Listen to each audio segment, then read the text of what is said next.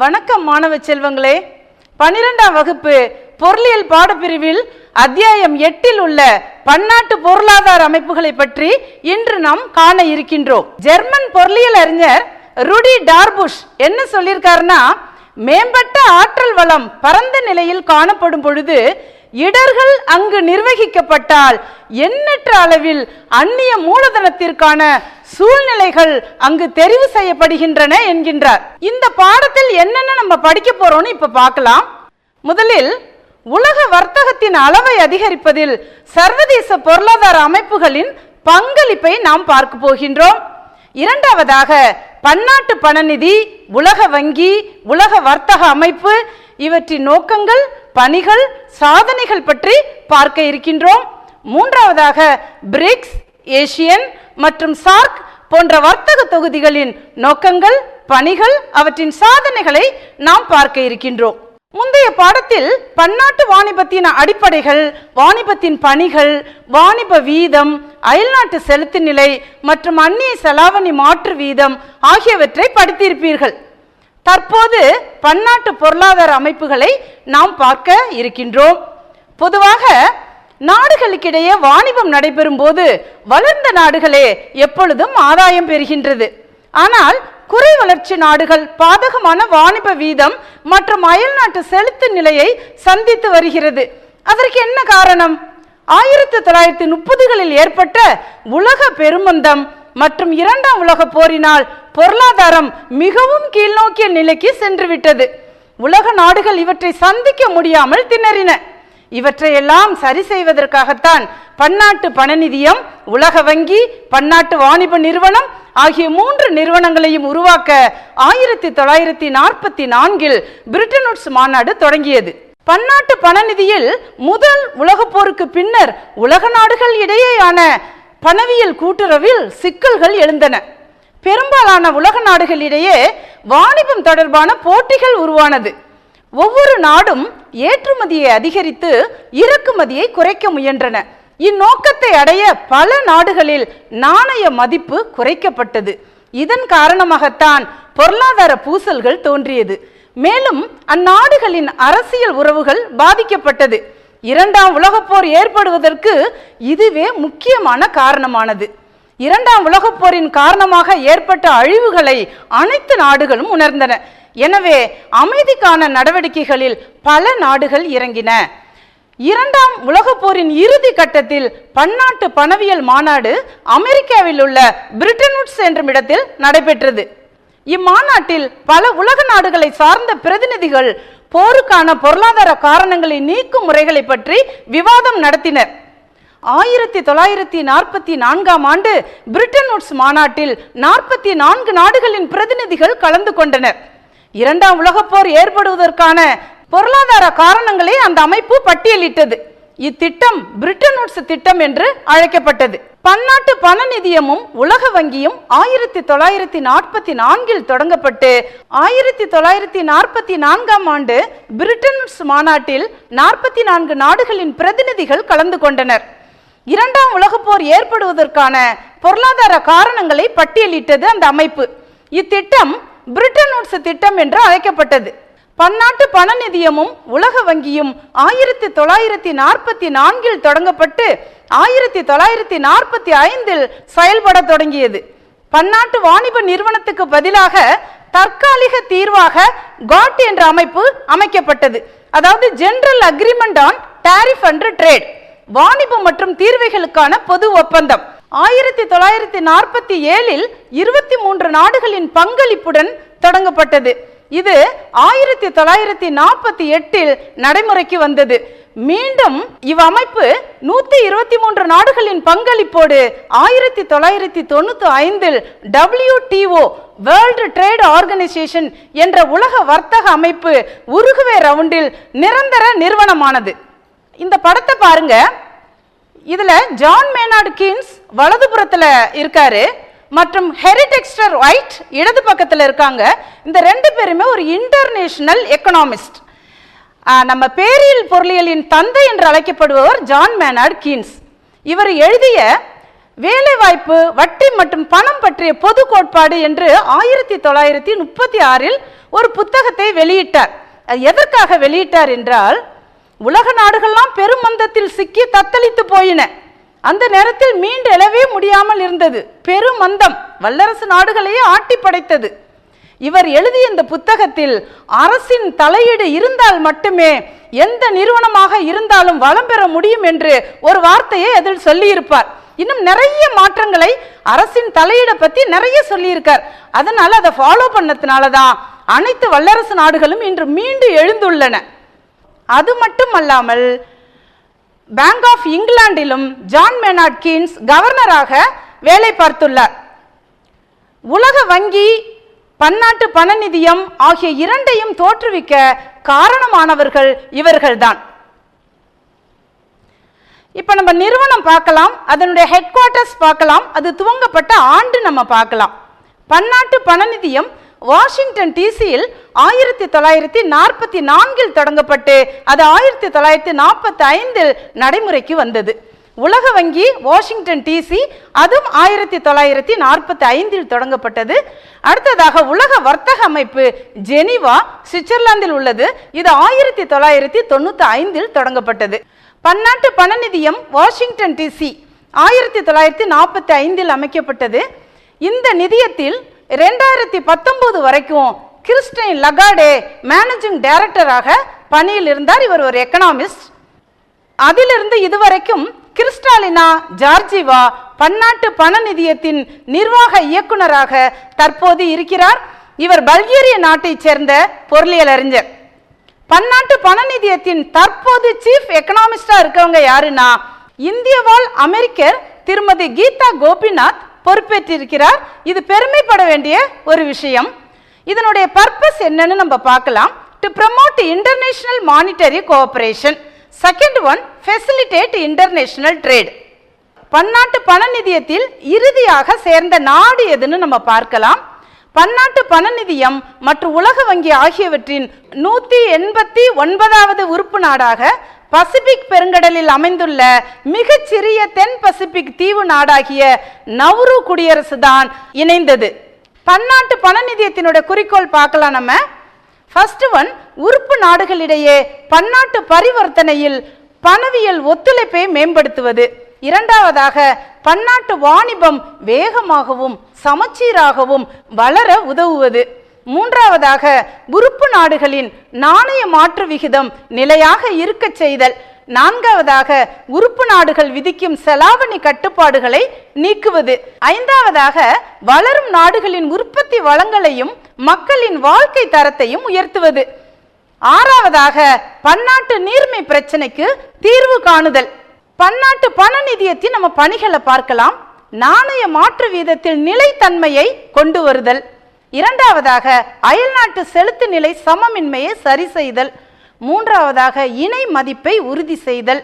நான்காவதாக, நாடுகளின் பணத்திற்கான தேவையை அளிப்புக்கு சமமாகும் வரை பராமரித்தல். ஐந்தாவதாக, வாணிப தடைகளை குறைத்தல். ஆறாவதாக, கடன் வசதிகளை வழங்குதல். இப்ப பன்னாட்டு பண நிதியத்தினோட பணிகளை அதில் 3 தலைப்புகள் நம்ம பார்க்கலாம். பன்னாட்டு பண நிதியம் மாற்றும் பணிகளை 3 தலைப்புகளில் வகைப்படுத்தலாம். ஒன்று, நிதி சார்ந்த பணிகள். உறுப்பு நாடுகளின் குறுகிய மற்றும் நடுத்தர கால அயல்நாட்டு செலுத்து நிலை பற்றாக்குறையை சரிகட்ட வழங்கப்படும் நிதிதான் இந்த நிதி சார்ந்த பணிகள். இரண்டாவது, ஒழுங்காற்று பணிகள். உறுப்பு நாடுகள் கடைபிடிக்க வேண்டிய நடத்தை விதிகளை செயல்படுத்துதல். மூன்றாவதாக, ஆலோசனை பணிகள். பொருளாதாரம் மற்றும் தொழில்நுட்ப ஆலோசனைகளை வழங்குதல். பன்னாட்டு பண நிதியம் வழங்கும் வசதிகளை நம்ம இப்ப பார்க்கலாம். ஒரு உறுப்பு நாடு நிதியத்திடமிருந்து, அதாவது பண நிதியத்திடமிருந்து மற்ற நாட்டு பணத்தையோ அல்லது சிறப்பு எடுப்பு உரிமையையோ, எஸ்டிஆர் அதுதான் சிறப்பு எடுப்புரிமைன்னு பேரு, தங்கள் நாட்டு பணத்தை கொடுத்து இவற்றை பெற்றுக்கொண்டு அயல் நாட்டு செலுத்து நிலை குறைபாட்டை நிரப்பிக் கொள்ளலாம். ஒரு உறுப்பினர் நாடு நிதியத்தில் அது பராமரிக்கும் மூலதன பங்கு, அதாவது கோட்டா இன் கேபிட்டல், இந்த தொகையில 25 விழுக்காடு அளவிற்கு நிபந்தனையற்ற கடன் பெறுவதையே அடிப்படை கடன் என்கின்றோம். அதிக அளவு SDR பங்களவு உள்ள நாடுகளில் இந்தியா 13வது உறுப்பு நாடாகவும் நிதியத்தின் மொத்த பங்களவில் 2.44 விழுக்காடு பங்குகளையும் கொண்டுள்ளது. SDR என்பது பன்னாட்டு பண நிதியத்தின் கட்டளை பணமாகும். SDR உலக வைப்பு நாணயமாக செயல்படுகிறது. உலக அளவிலான பண நீர்மையை இது உருவாக்குகின்றது. தொடக்க காலத்தில் இதன் மதிப்பை நம்ம பார்க்கலாம். 0.88671 கிராம் தூய தங்கம். அந்த காலகட்டத்தில் US டாலர் $1 சமமானதாக இருந்தது இந்த தூய தங்கம். பன்னாட்டு பண நிதியின் நன்மைகள் பார்ப்போம். பன்னாட்டு பண நிதியத்தால் உலக நாடுகள் எண்ணற்ற நன்மைகளை அடைந்துள்ளன. ஒன்று, பல்வேறு நாட்டு நாணயங்களை இருப்பாக வைத்துள்ளது. எனவே உறுப்பு நாடுகள் தேவைப்படும் நாணயத்தை உடனே பெறுகிறது. பன்முக வாணிபம் மற்றும் செலுத்து நிலைகளை ஏற்படுத்தியுள்ளது. உறுப்பு நாடுகளின் அயல் நாட்டு செலுத்து நிலை சமமின்மையை இது சரி செய்கிறது. அந்நிய செலாவணி மாற்று விகிதத்தை நிலையாக வைத்திருக்க உதவுகிறது. இதனால் உறுப்பு நாடுகளின் வாணிபம் பெருக வழிவகை செய்கிறது. நாணய மதிப்பு குறைப்பு முறையை கட்டுப்படுத்துகிறது. இந்த அமைப்பு தோன்றுவதற்கு முன்னால் உலக நாடுகள் தங்கள் வசதிக்கு ஏற்ப நாணய மதிப்பை குறைத்து வந்தது. அவைகளில் ஏற்றுமதியை அதிகப்படுத்தியது. இந்நிலை இப்போது முற்றிலும் மாறியுள்ளது. ஒரு உறுப்பு நாடு பன்னாட்டு பண நிதியின் அனுமதியின்றி தங்கள் நாணய மதிப்பை ஒருபோதும் குறைக்க இயலாது. நிதியம் வழங்கும் வசதிகளை நம்ம இப்போது பார்க்கலாம். ஒன்று, அடிப்படை கடன் வசதி. உறுப்பு நாடுகள் தற்காலிக அயல் நாட்டு செலுத்து நிலை சமமின்மையை சீர் செய்கிறது. இந்த சிரமங்களிலிருந்து விடுபட இந்த வகை கடன் உதவியை நிதியம் அளிக்கின்றது. விரிவாக்கப்பட்ட கடன் திட்டம். அடிப்படை கடன் தொகைக்கு மேல் அதிகமாக கடன் பெற அனுமதிப்பதே விரிவாக்கப்பட்ட கடன் திட்டமாகும். ஈடுசை கடன் திட்டம். குறைவான ஏற்றுமதி வருவாய் ஈட்டும் முதன்மை துறை பொருள் உற்பத்தியை சார்ந்திருக்கும் நாடுகளுக்கான தனிப்பட்ட கடன் திட்டமே ஈடுசை கடன் திட்டமாகும். அந்த முதன்மை துறை என்பது விவசாயத்தை சார்ந்துள்ள நாடுகள் என்று பொருள். நாம் இப்போது பார்க்க இருப்பது சிறப்பு எடுப்புரிமைகள், ஸ்பெஷல் டிராயிங் ரைட்ஸ். தாழ்த்தங்கம் என்று அழைக்கப்படும் சிறப்பு எடுப்புரிமைகள் SDRs என்ற திட்டத்தை நிறுவியதில் பன்னாட்டு பண நிதியம் வெற்றி பெற்றுள்ளது. பன்னாட்டு நீர்மை தன்மையை உருவாக்க 1969 நிதியம் பன்னாட்டு பண இருப்புகளை ஏற்படுத்தியது. இதன் மூலம் சிறப்பு எடுப்புரிமைகள் பன்னாட்டு மதிப்பளவையாகவும் செலுத்து நிலையாகவும் செயல்பட்டு வருகின்றது. பன்னாட்டு நீர்மை பிரச்சனையை தீர்ப்பதில் பன்னாட்டு பண நிதி எதிர்பார்த்த வெற்றியை பெறவில்லை. எனவே இப்பிரச்சனையை சரி செய்ய சிறப்பு எடுப்புரிமைகள் என்ற திட்டம் 1969 ஆண்டு பன்னாட்டு பண நிதி அமைப்பால் தொடங்கப்பட்டது. SDR, அதுதான் சிறப்பு எடுப்புரிமைன்னு பேரு. தங்கள் நாட்டு பணத்தை கொடுத்து இவற்றை பெற்றுக்கொண்டு அயல் நாட்டு செலுத்து நிலை குறைபாட்டை நிரப்பிக் கொள்ளலாம். ஒரு உறுப்பினர் நாடு நிதியத்தில் அது பராமரிக்கும் மூலதன பங்கு, அதாவது கோட்டா இன் கேபிட்டல், இந்த தொகையில 25 விழுக்காடு அளவிற்கு நிபந்தனையற்ற கடன் பெறுவதையே அடிப்படை கடன் என்கின்றோம். அதிக அளவு SDR பங்களவு உள்ள நாடுகளில் இந்தியா 13வது உறுப்பு நாடாகவும் நிதியத்தின் மொத்த பங்களவில் 2.44 விழுக்காடு பங்குகளையும் கொண்டுள்ளது. SDR என்பது பன்னாட்டு பண நிதியத்தின் கட்டளை பணமாகும். SDR உலக வைப்பு நாணயமாக செயல்படுகிறது. உலக அளவிலான பண நீர்மையை இது உருவாக்குகின்றது. தொடக்க காலத்தில் இதன் மதிப்பை நம்ம பார்க்கலாம். 0.88671 கிராம் தூய தங்கம். பன்னாட்டு நீர்மை பிரச்சனை என்றால் என்ன பார்க்கலாமா? வாங்க. உலகத்தில் உள்ள நாடுகள் தங்கள் செலுத்து நிலையில் ஏற்படும் பற்றாக்குறையை சமாளிப்பதற்காக வைத்திருக்கின்ற சாதனங்கள் அல்லது கையிருப்பு பன்னாட்டு நீர்மையாகும். பன்னாட்டு நீர்மை தன்மையில் இடம்பெறுபவைகள் என்னென்னு பார்ப்போம். மைய வங்கி வைத்திருக்கும் தங்கம், பன்னாட்டு பண நிதியின் எடுப்பு நிலைமை, பன்னாட்டு பண அங்காடியில் ஒரு நாடு பெறும் கடனின் அளவு, 1964 ஆண்டிலிருந்து செலாவணி இருப்பில் குறைவான வளர்ச்சி நிலவியது. பன்னாட்டு பண ஒதுக்கீட்டிற்கு அதிக தேவை ஏற்பட்டது. அதனால் பன்னாட்டு நாணயங்களுக்கு தட்டுப்பாடு ஏற்பட்டது. இதுவே பன்னாட்டு நீர்மை பிரச்சனையாகும்.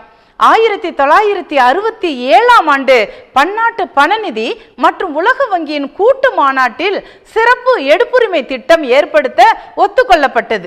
1969ஆம் ஆண்டு அக்டோபர் மாதம் 3ஆம் தேதி இத்திட்டத்திற்கு அனுமதி வழங்கப்பட்டது. 1970ஆம் ஆண்டு ஜனவரி 1ஆம் தேதி முதல் இத்திட்டம் நடைமுறைப்படுத்தப்பட்டது.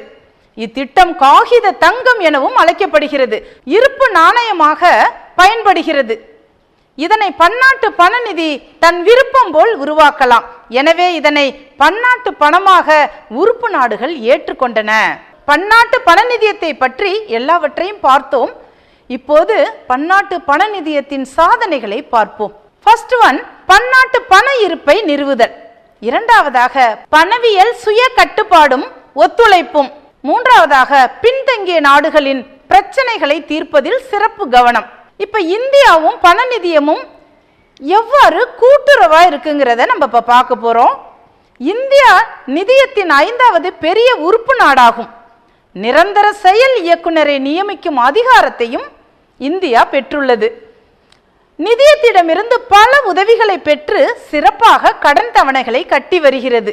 இந்தியாவில் எஸ்டிஆரின் பங்களவு 5821.5 மில்லியன் டாலராக உள்ளது. இது பெருமைப்பட வேண்டிய விஷயம். இதுவரைக்கும் நம்ம பன்னாட்டு பணநிதியை பற்றி தெளிவாக பார்த்தோம். இப்போது உலக வங்கியை பற்றி பார்க்க இருக்கின்றோம். 1945 தான் உலக வங்கி ஏற்படுத்தப்பட்டது. இது வாஷிங்டன் டிசி இதனுடைய ஹெட் குவார்ட்டர்ஸ். உலக வங்கியில் தற்போது பிரசிடண்டாக இருப்பவர் யார் அப்படின்னு சொன்னா டேவிட் ஆர் மால்பாஸ்.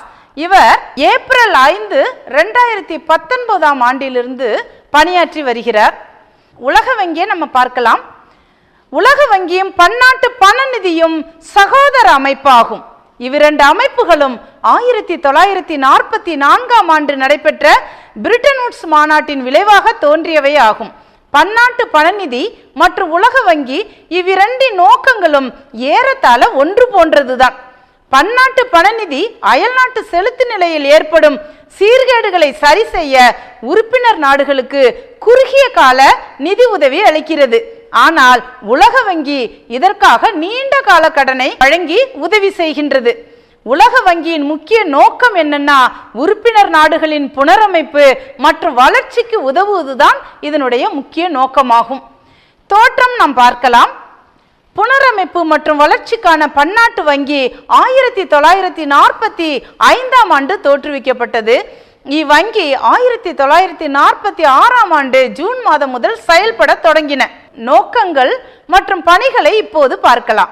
போரினால் பாதிக்கப்பட்ட உறுப்பினர் நாடுகளின் புனரமைப்பு மற்றும் வளர்ச்சி திட்டங்களுக்கு கடன் உதவி அளித்தல், உறுப்பினர் நாடுகளின் ஆக்க பணிகளுக்கு தேவையான முதலீட்டு வசதி செய்து கொடுத்தல், அந்நிய தனியார் முதலீட்டிற்கு தம் சொந்த நிதியில் இருந்து ஆக்க பணிகளுக்கு கடன் தருதல், உறுப்பினர் நாடுகளுக்கு நீண்ட கால முதலீட்டை அளித்தல், இதன் மூலம் அந்நாடுகளின் செலுத்து நிலையில் சமநிலையை ஏற்படுத்துதல், உலக நாடுகளின் பன்னாட்டு வாணிபத்தில் நீண்ட கால சமநிலை வளர்ச்சியை ஏற்படுத்துதல், உறுப்பு நாடுகளின் வளர்ச்சி திறனை அதிகரித்தல், மக்களின் வாழ்க்கை தரத்தை உயர்த்துதல் மற்றும் தொழிலாளர்கள் நலனை பாதுகாத்தல், சண்டை சச்சரவுகள் பிரச்சனை நிறைந்த பொருளாதாரத்தை அமைதி வழிக்கு கொண்டு வருதல்.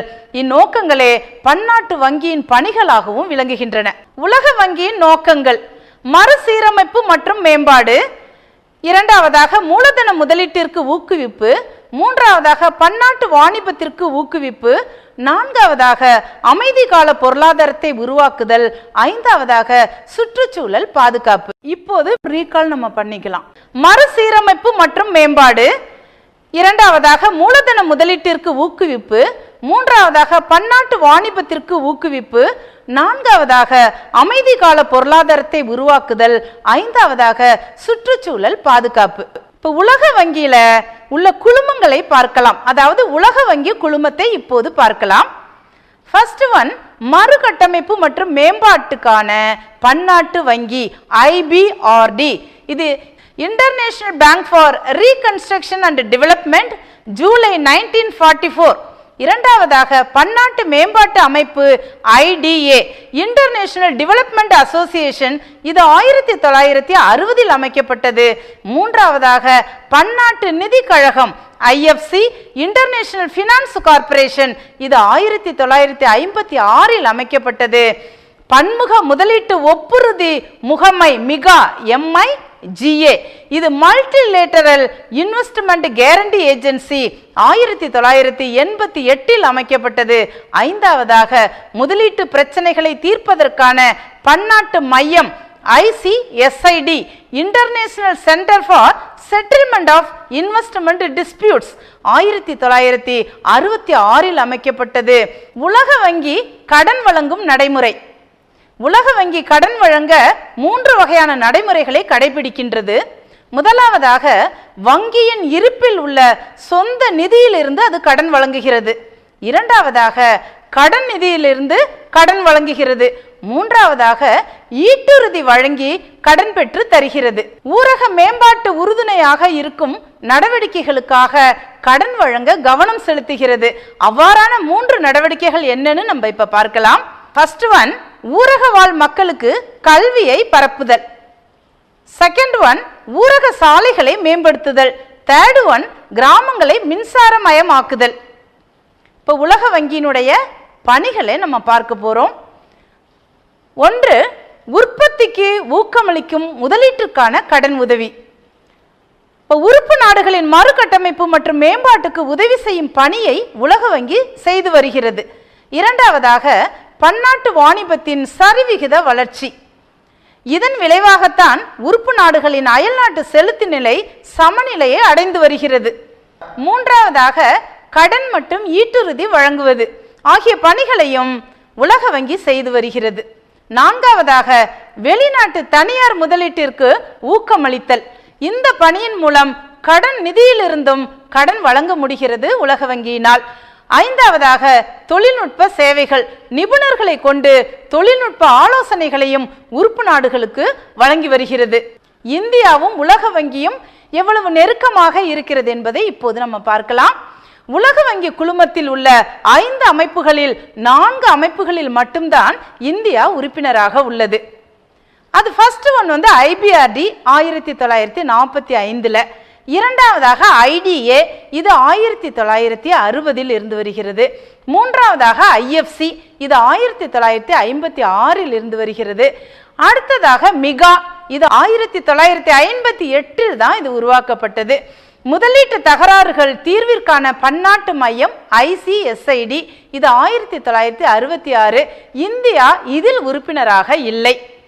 இந்தியா தொடக்க கால உறுப்பினராக IBRD, IDA, IFC ஆகியவற்றில் உள்ளது. இந்தியாவிற்கான உலக வங்கியின் உதவி வேளாண் இயந்திர செயல் திட்டம் தொடங்கப்பட்ட 1948 ஆண்டிலிருந்து இது வழங்கப்பட்டு வருகிறது. IFCயின் முதல் இந்திய முதலீடாக $1.5 மில்லியன் 1959 ஆண்டு செலுத்தியது. ஜனவரி 1994 ஆண்டு மிகாவில் இந்தியா உறுப்பினரானது. India IBRD, IFC, IDA, MIGA ஆகிய அமைப்புகளில் இயக்குனர் அவையின் செயல் இயக்குனராக அன்று முதல் இருந்து வருகிறது. உலக வங்கியின் சாதனைகள் பார்ப்போம். உலக வங்கியின் முதன்மை நோக்கம் போரினால் பாதிக்கப்பட்ட நாடுகளின் மறுகட்டமைப்பு மற்றும் மேம்பாட்டு அடைந்ததில் வெற்றி பெற்றுள்ளது. 2ஆம் உலகப் போருக்கு பின் ஐரோப்பிய நாடுகளில் மீண்டு எழுவதற்கு உலக வங்கி பெரிய அளவில் பங்காற்றியுள்ளது.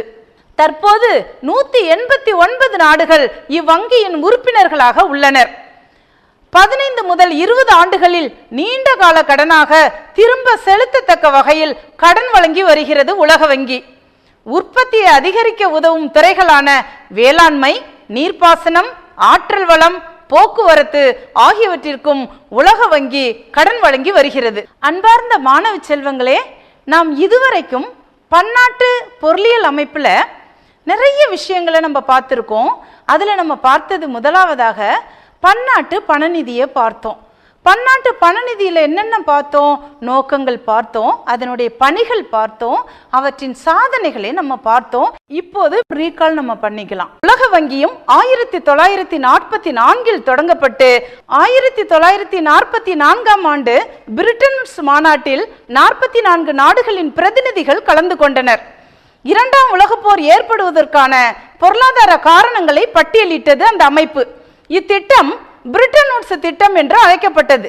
பன்னாட்டு பண நிதியமும் உலக வங்கியும் 1944 தொடங்கப்பட்டு 1945 செயல்பட தொடங்கியது.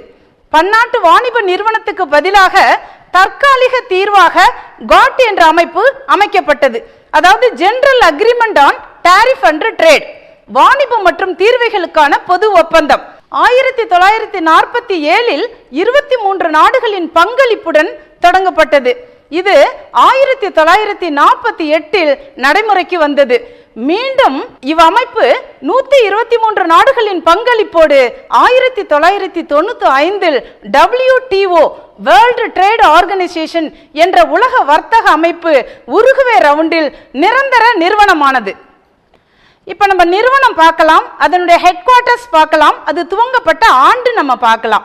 பன்னாட்டு பண நிதியம் வாஷிங்டன் டிசியில் 1944 தொடங்கப்பட்டு அது 1945 நடைமுறைக்கு வந்தது. உலக வங்கி வாஷிங்டன் டிசி, அதுவும் 1945 தொடங்கப்பட்டது. அடுத்ததாக உலக வர்த்தக அமைப்பு ஜெனீவா சுவிட்சர்லாந்தில் உள்ளது. இது 1995 தொடங்கப்பட்டது. இது நன்றாக உங்களுக்கு புரிஞ்சிருக்கும். அடுத்தது உலக வங்கி பார்த்தோம். உலக வங்கி எவ்வளவு சிறப்பாக இந்தியாவுக்கும் மற்ற நாடுகளுக்கும் எவ்வாறு உதவிகளை செய்து வருகின்றன என்பதை நம்ம படிப்படியாக பார்த்தோம். அதே மாதிரி இந்த உலக வங்கியினுடைய நோக்கங்கள் பார்த்தோம், பணிகள் பார்த்தோம், அதனுடைய சாதனைகள் பார்த்தோம். பன்னாட்டு பண நிதியும் உலக வங்கியும் எந்த அளவுக்கு சகோதர வங்கியாகவும் ஒரு நட்பு உணர்வோடும் இருக்கின்றது என்பதை பார்த்தோம். இது இரண்டத்தையும், பன்னாட்டு பண நிதியும் உலக வங்கியினுடைய செயல்பாடும் கிட்டத்தட்ட ஒன்று போலவே இருந்தது. இது உலக நாடுகளில் உள்ள மக்கள் நலம் பெறவும், கல்வி பெறவும், சாலைகள் வசதி மேம்படவும், நாட்டினுடைய பொருளாதார வளர்ச்சிகள் மேம்படவும் இந்த வங்கி 189 உறுப்பு நாடுகளை கொண்டுள்ளதல்லவா. நம்முடைய இந்தியா 5வது இடத்தில் உள்ளது. அதாவது பன்னாட்டு பண நிதியம் ஆரம்பித்த அந்த 1944 நம்ம இந்தியா 5வது உறுப்பினர் நாடாக இடம்பெற்றுள்ளது. பல கடன்களை உலக வங்கியிடமும் பன்னாட்டு பண நிதியிடமும் இந்தியா பெற்று கடனை திரும்பி செலுத்தி வருகிறது. இவற்றையெல்லாம் நாம் பார்த்தோம். அடுத்த பகுதியில் நம்ம என்ன பார்க்க போறோம்னு சொல்றேன். உலக வர்த்தக அமைப்பு, அவற்றின் நோக்கங்கள், பணிகள், சாதனைகள் இவற்றை பார்க்க போறோம். அடுத்ததாக பிரிக்ஸ், ஏசியன் மற்றும் சார்க் போன்ற வர்த்தக தொகுதிகளின் நோக்கங்கள், பணிகள், சாதனைகளை நம்ம பார்க்க போறோம். மீண்டும் அடுத்த வகுப்பில் பார்க்கலாம். நன்றி, வணக்கம்.